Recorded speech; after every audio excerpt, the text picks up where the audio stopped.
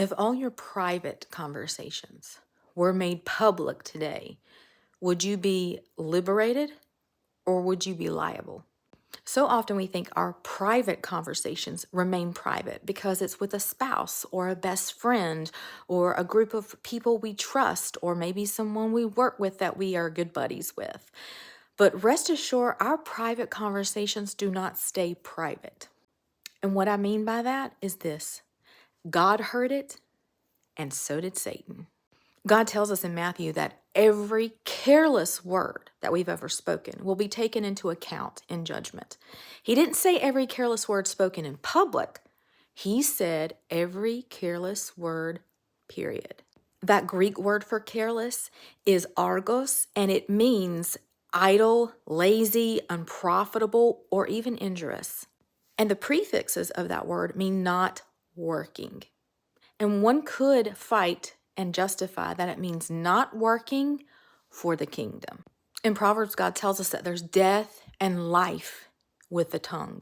That's how serious He wants us to take the words that come out of our mouth, whether they're in private or in public. In fact, in Ephesians, he reminds us that our words are to be constantly building us, building others, and building towards the kingdom purpose. That Greek word in this verse is okadame, and it means spiritual advancement. Our words are to be spiritually advancing us and spiritually advancing other people. Sometimes we justify unspiritual talk when we feel it's just with our spouse or it's just with a close friend. I didn't go out and publicize it. Well, it doesn't matter. It was publicized to God and Satan. And the danger in this is that not only will we be held accountable for it if we don't repent, but also we just gave ammo to our enemy. You just told your enemy where you are struggling with identity, jealousy, anger, disdain, whatever the words that came out of your mouth towards someone or towards a circumstance. You even showed where your lack of faith in God is by how you talk about a situation.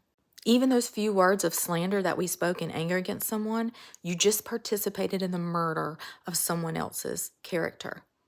And there's 2 witnesses that heard it. Guarding our words isn't just for our spiritual advancement, it's also for protection. This is why in 2 Corinthians, God says, take captive those thoughts, have some self-control before you let the words come out of your mouth from an emotional reaction. By flexing our self-control in private conversations, it's only going to benefit us when we're in public conversations.